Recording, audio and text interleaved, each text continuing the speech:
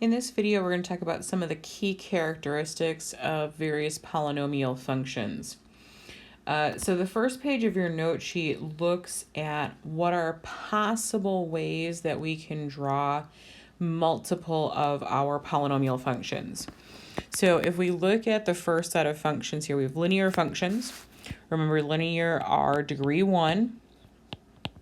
And the difference between these two is this one on the left is always increasing. This is what happens when a is positive.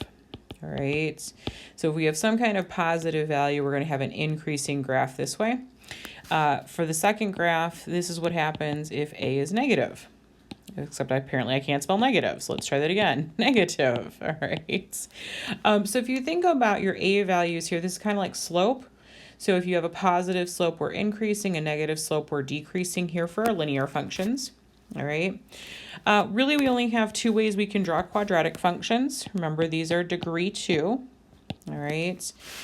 We can be concave up if a is positive, all right? And concave down if a is negative, all right? We've spent some time talking about that in this class already. Now, your cubic functions have a couple of possibilities here, all right? So first things first, your cubic functions are degree 3, all right? So these are an odd degree function, so remember the end behaviors don't match, all right? So one side's going to positive infinity, one side's going to negative. Now, you can have a graph that looks like this, where the S-curve isn't really as defined as, let's say, this one, all right? So in the far left graph, you have a is positive, all right? A is positive. This is also a is positive. And basically what I'm looking at here is across the course of this graph, it's basically increasing, all right? So from left to right across the entirety of the graph, it's increasing.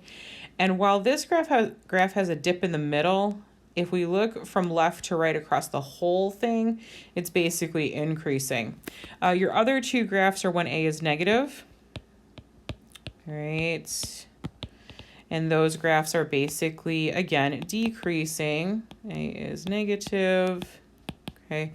Yes, we have this little S-curve in the middle here, but across the entirety, right, we're upper left. Eventually, we're going to end up in the lower right, so that's a decreasing graph. Your quartic functions, again, that is going to be degree 4, all right? So degree 4, you can have kind of that same U-shaped graph that you had for the quadratics, or depending on how the roots are written, you can have this little, I want to call it like a W or an M, but it basically depends on just how the roots are done up. So your far left graph, a is positive. And then this graph right here, where your end behavior would be f of x heading towards infinity, that's also a is positive. The other two graphs, a is negative. All right, so that's going to give you that concave down graph, or basically this one's a reflection over the x-axis, so a is negative here. All right, and then the last set, because eventually you'll notice that some of these, like, there's just so many more possibilities. Your quintics, your quintic functions, these are degree 5. All right, and if you look at this, these basically look like the same graphs that there were for the cubic functions. This one, though, you have a little bit more kind of jumps and bounces in the middle here. The two end behaviors, though, remember, don't match. All right, so we're going to look at the one that's positive, right, increasing here. And yeah, this one has some, mountains and valleys in the middle here, but over the course of the entire graph, we're increasing. So this is your a is positive, and this is your a is positive as well. So a is positive here, and a is positive here. Okay. And of course, these decreasing graphs, a is negative and a is negative. All right.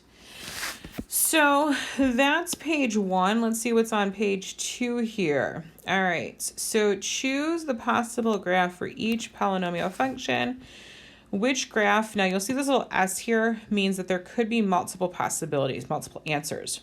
All right, which graph could be the graph of f of x is equal to 2x squared? All right, so first things first, I know this is a even degree function and my a value is positive. So keeping that in mind, yes, graph A could work. Okay, that is an even degree function. It is in the, concave up direction, so that means A is positive. Graph B here, this is some kind of an odd degree function. All right, so if this is odd degree, it won't make any sense for an x squared. The graph C here, because it's concave down, your A value is negative, which that doesn't work with this problem either. And that word negative does not look at all like it's spelled correctly. So let me actually try and slow down. Negative. There we go. All right. So that wouldn't work for a 2 here. So the only possible function that could work, or the only possible graph that could work for this function is answer A. All right, let's see what answer B holds for me. All right, now here's the thing. This stuff at the end, the negative x squared plus 6x, that's nice information. What I want to focus on is this leading term here. It is negative x cubed. So things that tells me, all right, this is an odd degree function. All right, so odd degrees, and my A is negative. Okay, so if I look at graph A here, 1, 2, 3, 4, this is at least a 4th degree polynomial. The end behavior matches. This isn't possible to have work with a 3rd degree function. All right, so 4x intercepts can't work for a 3rd degree function. That was that fundamental theorem of algebra we talked about in the last unit. It's not going to work here. All right. And the other thing I'll mention for this particular problem is this is, whoops, let me actually put the right thing. If I can spell it right, it's an even degree function. All right. Graph B here, 1, 2, 3x intercepts. All right, so this is looking promising, right? Our end behavior doesn't match, so that means it's an odd degree function, except that this is increasing over the course of your graph. All right, so graph is increasing is what I'm going to write. All right, which means that your A value is positive. All right, and clearly that's not what we have in our problem. So answer C is the only possible one that could work here. Let's actually make sure it does work. 1, 2, 3 x-intercepts, which matches our degree.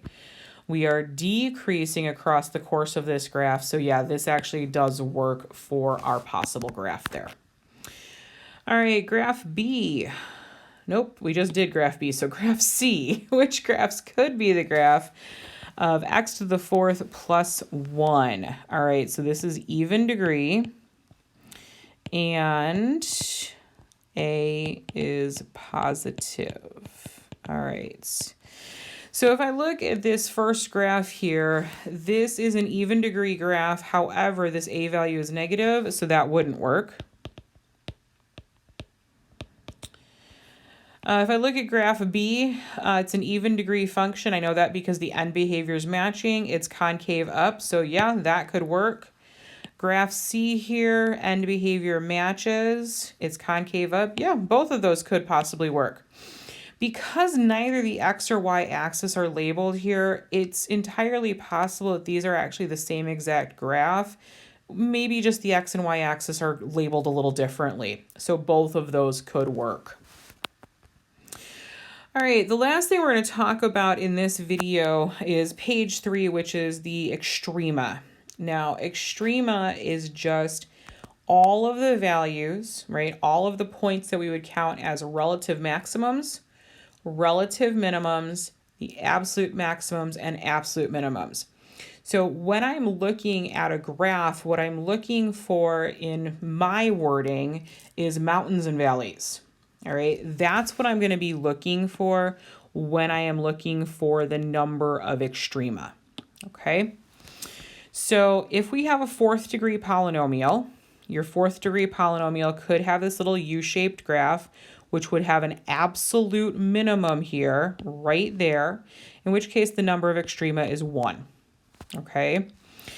Now, we could also have this kind of W shape. It looks kind of like a W. And I'm going to look and, zoom in a little bit. So we have a valley here, we have a mountain here, and a valley here. So that's 1, 2, 3 extrema. Okay. So for a fourth degree polynomial, we could have 1 extrema or 3, and those are our possibilities. Let's take a look at the fifth degree polynomial. Fifth degree polynomial, well, this first one, while we have a flat section in the middle, it's not an extreme. All right, there's no maximum here or minimum here. It's just a flat section. So the number of extrema is 0. All right, or let's see, we have a mountain here and a valley here. So there's a point here and a point here. So that would be 2. All right, let's count this one out. We've got 1, 2, 3, 4, right? High point, low point, high point, low point. So a total of 4. So for a fifth degree polynomial, we could have 0, 2, or 4 extrema. Okay. Let's take a look at our sixth degree polynomials here. All right, so the first one here, we could have an absolute minimum. All right, and that would just be 1. Okay. We could have this kind of, again, we've had this W-shaped graph. It can happen for a sixth degree. 1, 2, 3 extrema. This one's a little bit difficult to read, so let's make sure we're getting there, focused in on it. So we've got a valley here, a mountain here. There's a little valley, a little mountain, a little valley. So let's count them all up. So 1, 2, 3, 4, 5 extrema. Okay. Now, things I want you to recognize and I want you to notice. Whatever your degree is, drop it by 1, and that is the absolute maximum number of extrema you can have. So a fourth degree polynomial, subtract 1 off of it, your maximum number of extrema is 3. Fifth degree polynomial, subtract off a 1, it's 4. Same thing with our sixth degree polynomials, right? Subtracted by 1, we get 5.